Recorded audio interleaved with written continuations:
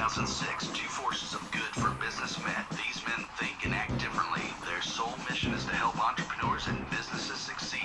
Today, this elite duo, Carl Gibbons and Carl Gould, the G Team, have broken out of the conventional business box. So if you have a problem, if no one else can help, you can find them right here every Wednesday at 1 p.m. Eastern. The G Team.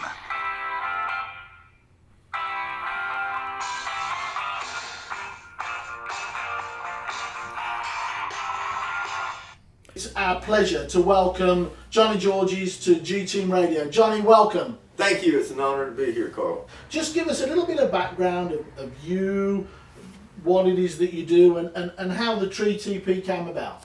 I'm from a small town in southwest Florida. I started working in the orange groves with my great-granddaddy. And how did Tree TP come about? Back in '84. I graduated high school and we were banking trees. That's the process we use. We cover the whole tree with dirt during the freeze night, and then the next day we'll go pull the dirt off it. I said, we need a better way, and he came up with the device to go around the tree to hold the water in, which holds the energy of that water, 72-degree water, which heats the trees, about 17 degrees during a freeze night so they don't freeze. And then I asked him about making them bigger. We could conserve water. Well, back in '84, nobody cared about water. Nobody bought water. And today, it's all changed. Of course, water is the most valuable commodity we have. It costs way more than fuel. So Tree TP came about for frost protection with water conservation being a byproduct, and now it's water conservation with frost protection being a byproduct 30 years later. How much, if somebody loses a crop 1 year, how many years does it kind of set them back? Like how much work was lost? 4 years.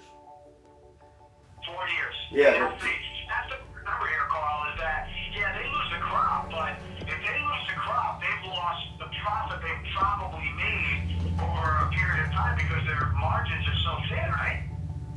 Yeah. Yes, sir. How did Tree TP go from idea to what we see today? That's the easy answer, the farmer. The farmer comes to me and says, we're fighting canker, greening HLB disease, we're fighting black spot, we're fighting the water authority, we're fighting the labor issues, we're fighting the weather.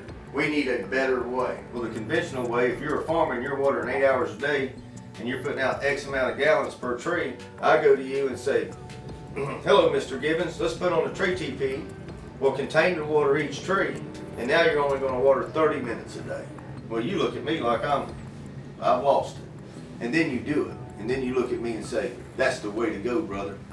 Instead of watering weeds and grass and letting the wind blow it across them, then you got to come back with deadly poisons to kill it with. So as we contain the water to each tree and only water each tree, that's our focal point. The water that man puts on it from now on, we can measure to the inch.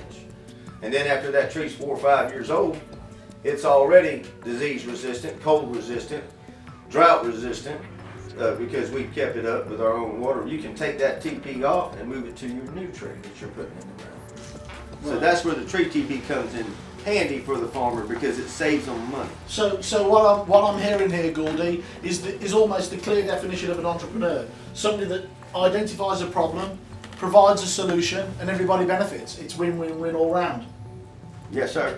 Clearly the Tree TP has those characteristics as well. Well, we take a very complex problem and give it a very simple answer, and every layperson in America can see that. Right. And of course, we all got to make a living. Right. But doing right by others comes first. Right. When you talk about water or farming, well, that's my world. That's where I grew up. And most people don't know about it. They think that they can go to the store and that's where the food comes from. It's not. It comes from these fields that we're in. And that's the truth of it. I don't preach fear. I preach solutions. I don't say that we got salt in all our wells, which we do here in Florida, in the wettest state in the nation, and it's bad. It's real bad. Why? Because I drill these holes and I put the pumps in them. I know what's happening. And in 20 years, it's going to be real bad. Now, we're talking about world food production. That's what America is. We are the breadbasket of the world, and that's serious. And we do eat well. I've been to third world nations. I know how the other half lives. We don't understand that because we don't grow up in that. But if you're in farming, you do. Because America feeds this earth. We really do. And it's the American farmer that does it. What difference is having John on board made, and where's Tree TP going now? What's the future hold? We are progressively getting protected on our patents and trademarks. We've already got China and Mexico and Russia and the UK, and then we're going to do a worldwide marketing blitz for Tree TP and show the world, not just the farmer, but the people. And the people can use them in their yards and at their house, and you know, everybody with a drip system or a micro sprinkler system can use the Tree TP effectively at their home. And every time I sell one, I think I'm saving 25,000 gallons of water. So that's pretty awesome. But where Tree TP is going is Florida, the United States, and then worldwide because of fresh water. Right. And what John Paul says is pay no mind to the trivial many and only the select few. And I really didn't know what that meant, but I do now. Keep doing what you do. Don't pay no mind to the haters, which would be billion-dollar companies, or all the good things, because you don't really want to get full of yourself. You just want to continue working and doing what you do and do a good job. And at the end of the day, your legacy is set. He saved water. He helped out this planet as good as he could. He might have been a small guy in the poorest county in the state of Florida, number 10 in the United States as far as the poorest county, but he did his part to help others. And even in the face of 5 billionaires telling him he should do this, he had enough respect for his family, from my great-grandfather to me, to stick to what he really believed in over money and to do a good job and help others. Johnny, it was a pleasure. It's been a delight being here. It's been great talking to you.